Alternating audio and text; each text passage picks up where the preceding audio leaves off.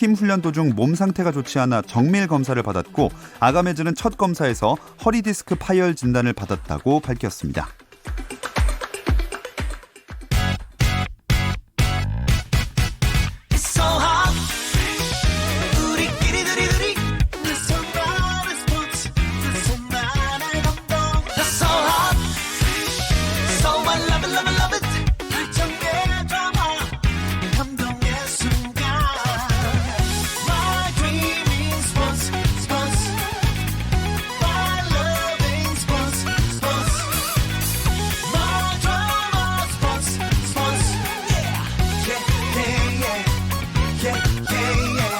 김종현의 스포츠.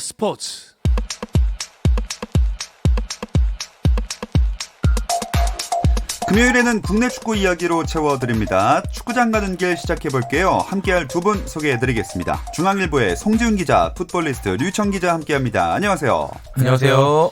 자, 오늘 이제 8월 중순이 돼서 생각을 해보니까 파울루 벤투 감독이 우리나라 축구대표팀 지휘봉을 잡은 지가 1년이 됐더라고요.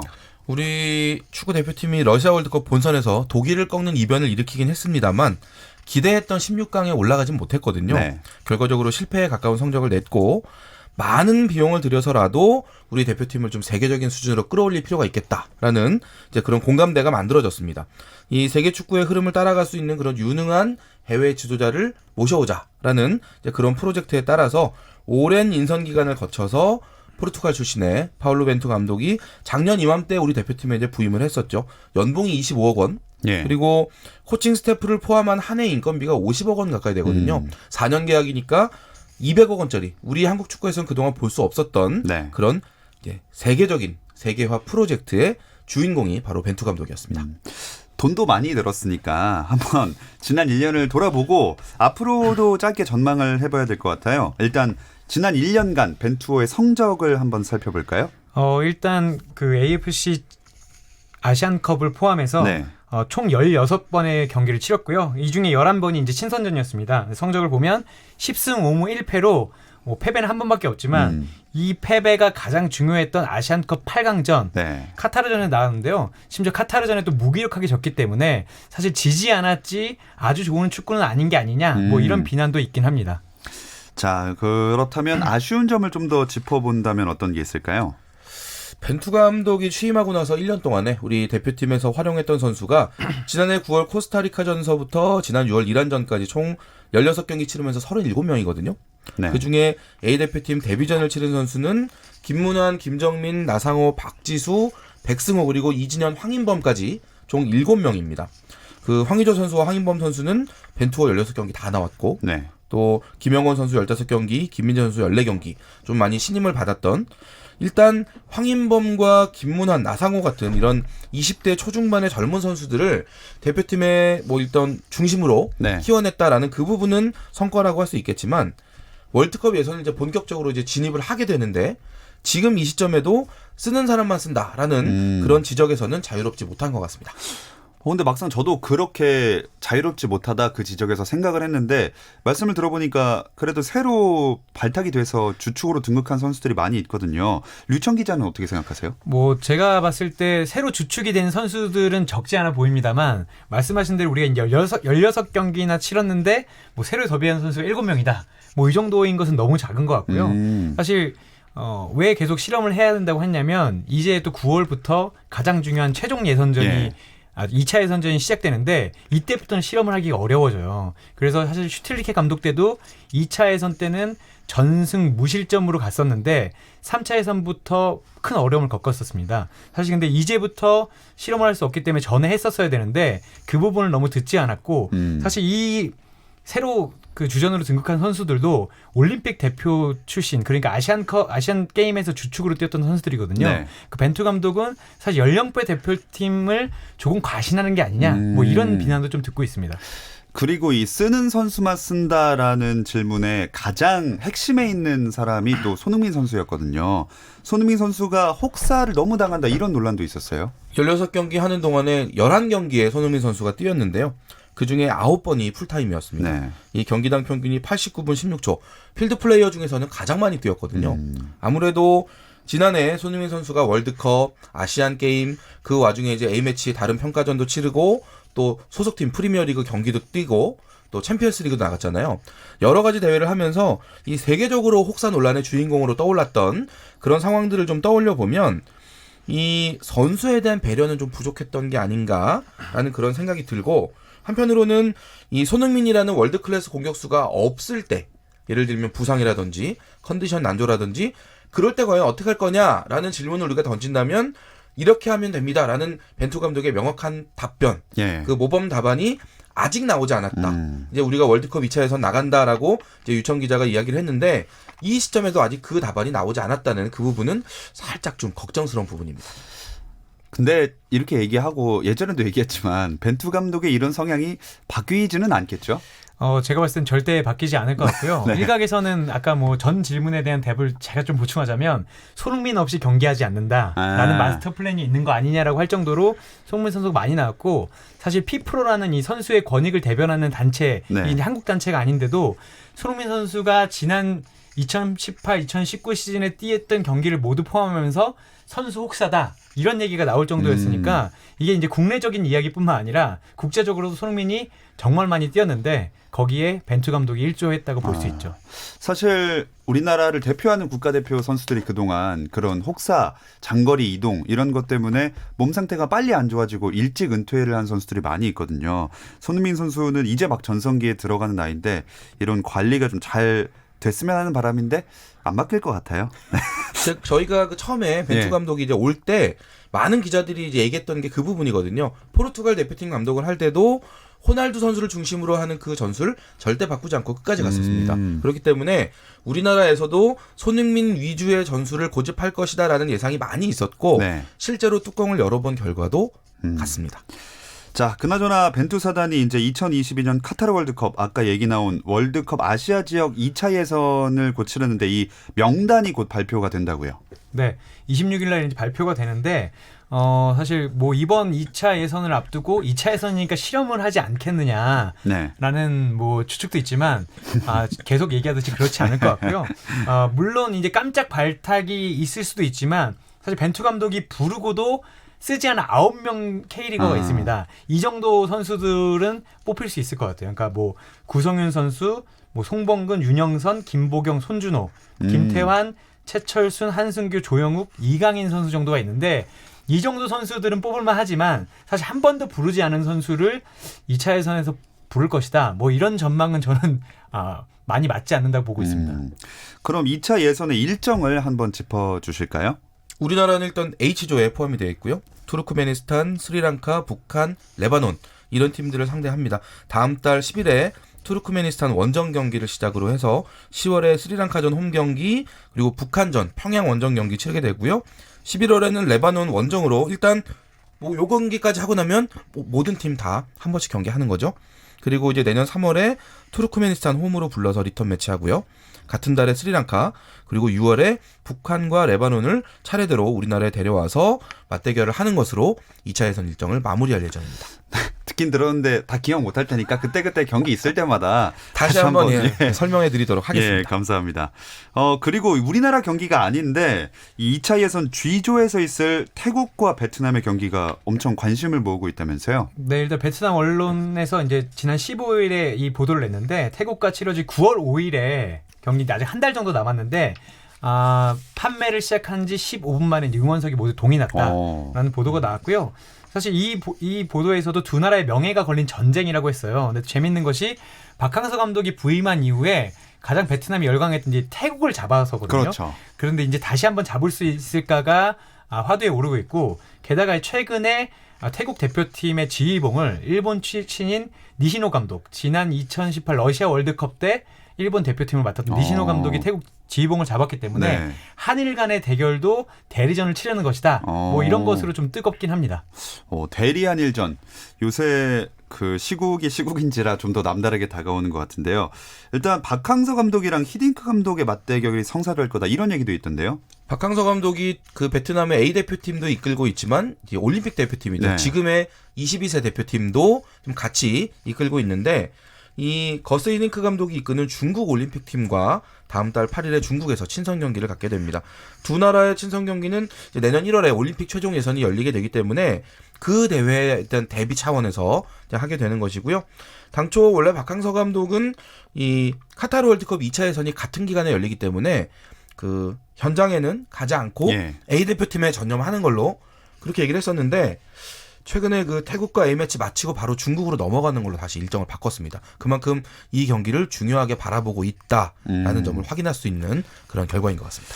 자, 대표팀 이야기를 쭉 나눠봤는데 우리 송지훈 기자님이 잠깐 물 드실 시간이 필요할 것 같습니다. K리그 얘기는 잠시 쉬었다 와서 나눠볼게요.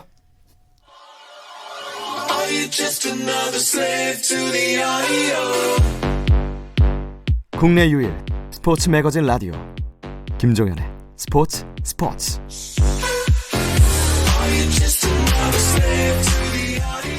네, 축구 이야기가 있는 금요일 저녁 김종현의 스포츠 함께하고 계십니다. 우리 목이 살짝 갈라졌던 송지훈 기자님도 이제 물을 드셨고요. 본격적으로 K리그 얘기 나눠보겠습니다. 요즘 K리그 최대 화제가 아무래도 VAR이랑 오심 문제 아닐까요? 제가 물 마시고 왔으니까 이제 바로 제가 해야겠죠. 네. 가보겠습니다. 예. 이 비디오 판독 시스템, 우리가 이제 VAR이라고 부르는데 20세 이하 월드컵 기억을 다시 한번 잠깐 떠올려 보면 그때 당시에 우리나라는 이 VAR 시스템의 아주 수혜자였거든요. 예. 네, 정말 우리가 이렇게 억울하게 잃을 뻔했던 그런 실점들을 회복했고, 그리고 우리가 놓쳤던 득점을 인정받았고, 네. 하면서 우리가 준우승까지 갈 수 있었는데. 정작 이 K리그에서는 VAR 때문에 K리그 흥행이 흔들린다라는 그런 이야기가 나올 정도로 오심 논란이 끊이지 않고 있습니다. 오심을 줄이려고 비디오 판독을 하는 건데 그 비디오 판독 때문에 새로운 오심이 생긴다. 이런 좀 K리그 관계자들의 불만이 나오고 있거든요. 네. 이 부분 상당히 좀 심각한 이슈가 되고 있습니다. 구체적으로 어떤 일들이 있었나요? 일단 4월 14일 FC 서울과 이제 강원 FC 경기에서요. 패시 선수가 오프사이드 상황에서 골을 넣었는데도 득점이 인정됐는데 예. 이게 이제 VAR을 보고도 이제 득점이 인정돼서 이제 문제가 됐었고요. 그리고 6월 30일에는 울산과 서울의 경기에서 김태환 선수가 크로스를 올렸는데 서울 수비수 김원식 선수의 이제 손에 맞았어요. 제가 이날 이제 경기장에서 보고 있는데 예. 저도 깜짝 놀랄 정도로 손에 정확하게 맞았는데 주심은 이제 페널티킥을 선언하지 않았고 VAR을 본 이후에도 페널티킥을 선언하지 않았는데 나중에 이제 오심으로 판명이 됐습니다. 그리고 이제 지난 25라운드 11일에 포항과 전북의 경기였는데요. 로페즈 선수가 이제 앞서던 후반 42분에 가슴으로 공을 받아서 골을 터뜨렸는데 예. VAR을 거쳐서 이게 핸들볼 파울로 판명이 됐어요. 다만 지난 화요일에 연맹에서 이게 오심이었다고 발표를 했습니다. 송지훈 기자가 얘기한 것처럼 VAR을 잡아서 판정 정확도는 올라갔는데 네. 판정 정확도가 올라간 것과 더불어 VAR에서도 오심이 나오고 있기 때문에 오히려 신뢰도를 깎아먹고 있다. 이런 평가가 나오는 게 사실입니다. 그 K리그는 제가 VAR 도입되고서는 경기장을 못 가봤는데 VAR 화면이 이 전광판에 나오나요?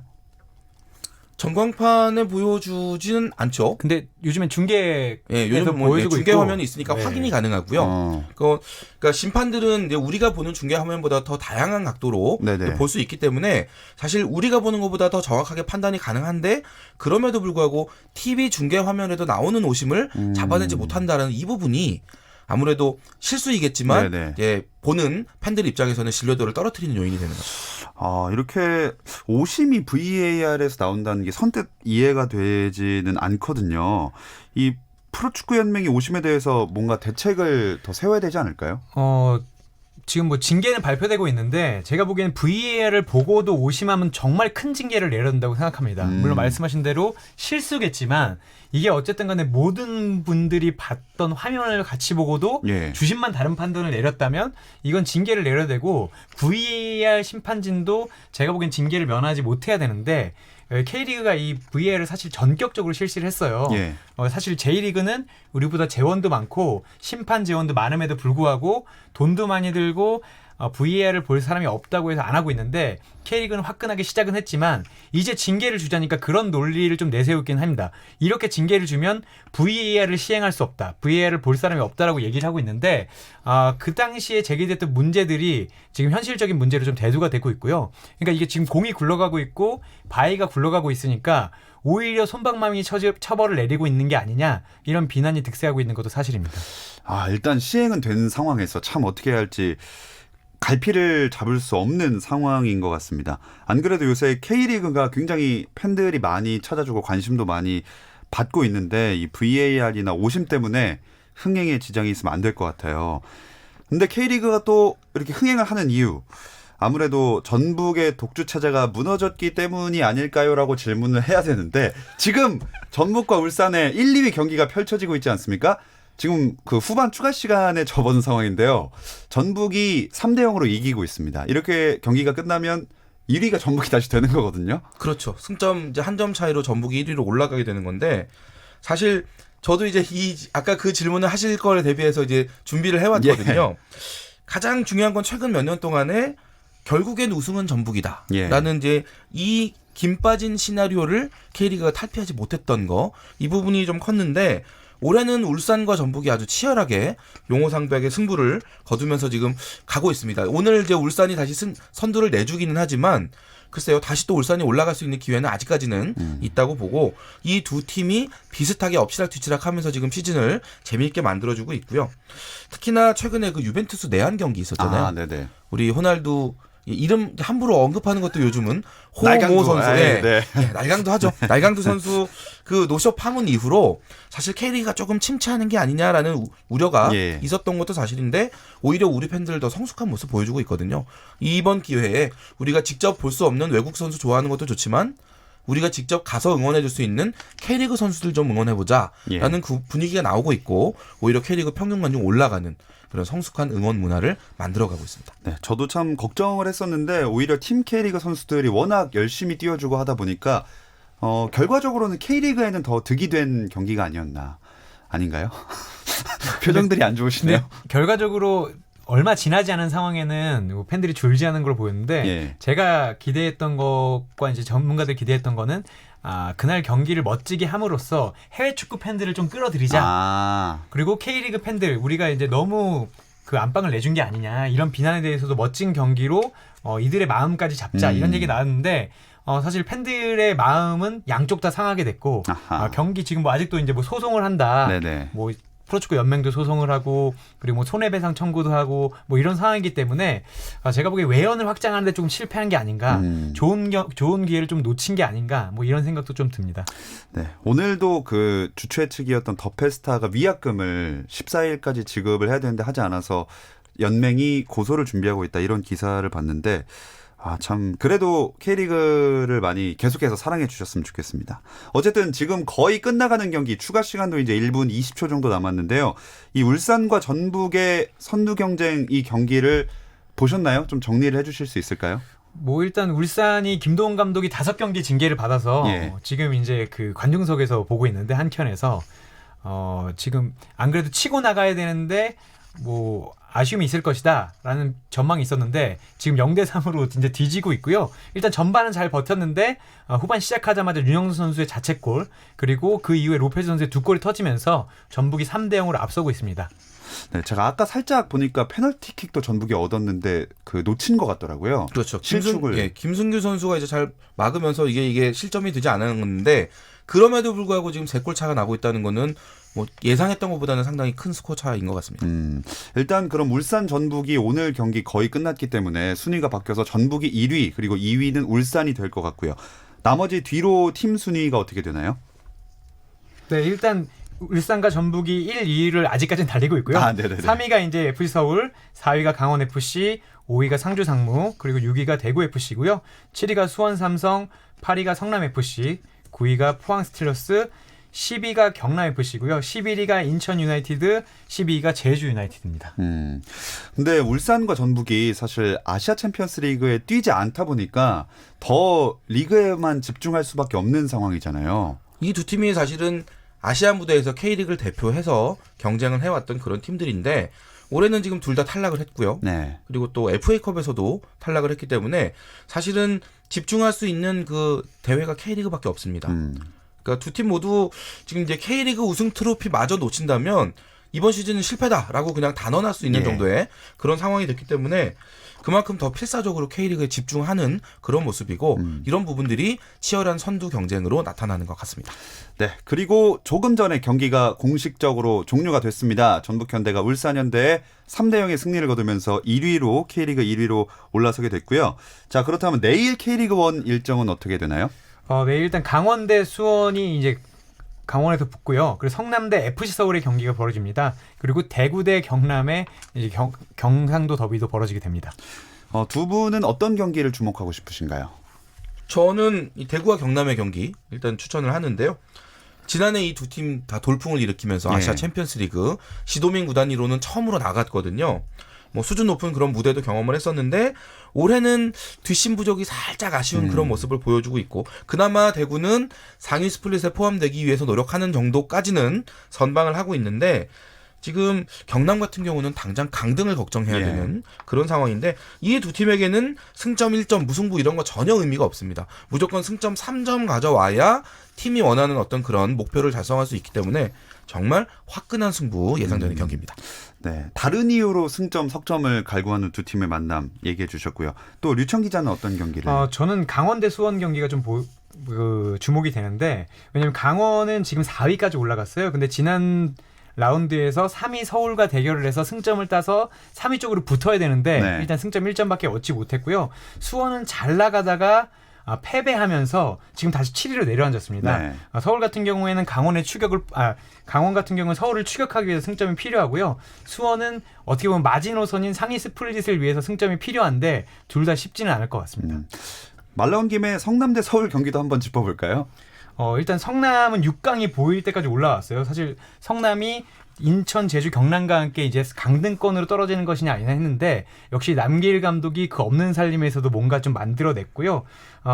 그런데 이제 서울은 최근에 정말 더 없는 살림에서 3위까지 올라왔습니다. 근데 다만 1, 2위와의 승점 차가 이제 거의 9점 차로 벌어졌기 때문에 지금 이제 4위부터 5, 6위의 추격을 벗어나야 되는데 최근에 이 공격수인 패시치 선수가 다치면서 살짝 삐끗하고 있어요. 네. 그런 틈을 이제 성남이 파고들 것인가 아니면 서울이 어쨌든 이기는 경기를 하면서 3위를 유지할 것인가 이게 관전 포인트입니다. 자, 그리고 일요일에는 또 두 경기가 예정돼 있죠? 네, 인천과 제주의 경기 오후 7시에 인천 전용구장에서 열립니다. 이 경기는 오늘 지금 방금 끝난 1, 2위 맞대결 못지않게 올 시즌에 아주 주목받고 있는 강등권 탈출 전쟁. 네, 맨 밑에 두 팀이죠. 그렇죠. 그 주인공 두 팀인데요. 이번 경기에서 만약에 승점 3점 가져간다면 아주 크게 아마 이 경쟁에서 이길 수 있는 가능성이 높아지게 되는 것이고 반대로 상대팀에게 승점 3점 준다면 이거는 거의 6점 잃는 그런 결과나 마찬가지거든요. 그런 의미에서 이 두 팀 아주 물러설 수 없는 그런 승부가 예상이 되고요. 상주와 포항의 경기 오후 8시에 상주시민운동장에서 열리는데 이 경기는 그 강상우 선수 제가 좀 주목해 보라고 네네. 권해드리고 싶습니다. 포항 소속인데 지금 군 입대해서 상주 소속으로 뛰고 있거든요. 근데 최근에 그 두 경기 치는 동안에 3골 아주 득점력에 물이 오른 그런 선수인데 과연 친정팀을 상대로 골맛을 보느냐 이게 포항 김기동 감독 입장에서 만약에 강상우 선수가 골 넣는다면 이에 제대하고 보자라는 생각이 들 것 같은 저녁하고 혼나겠네요. 네, 그런 느낌의 경기입니다. 굉장히 재밌는 포인트를 짚어주셨습니다. 명단도 이제 그 월드컵 최종 예선 명단도 곧 발표가 되니까 벤투 감독도 아마 이 중에 한 경기장에는 모습을 드러내지 않을까 싶은데 어디에 드러낼까요? 예정이 돼 있나요? 일단 지금 방금 전에 끝난 이 전북과 울산의 경기, 전주 월드컵 경기장의 모습을 드러냈는데 예. 저희가 아까 얘기를 나누기로는 울산 선수들을 확인하러 간 것으로 알고 있는데 울산이 워낙 오늘 경기력이 좋지 않았기 때문에 살짝 영향이 있지 않을까 또 생각해 봅니다. 그러면 주말에는 어디 경기를 갈 것 같으세요? 일단 이번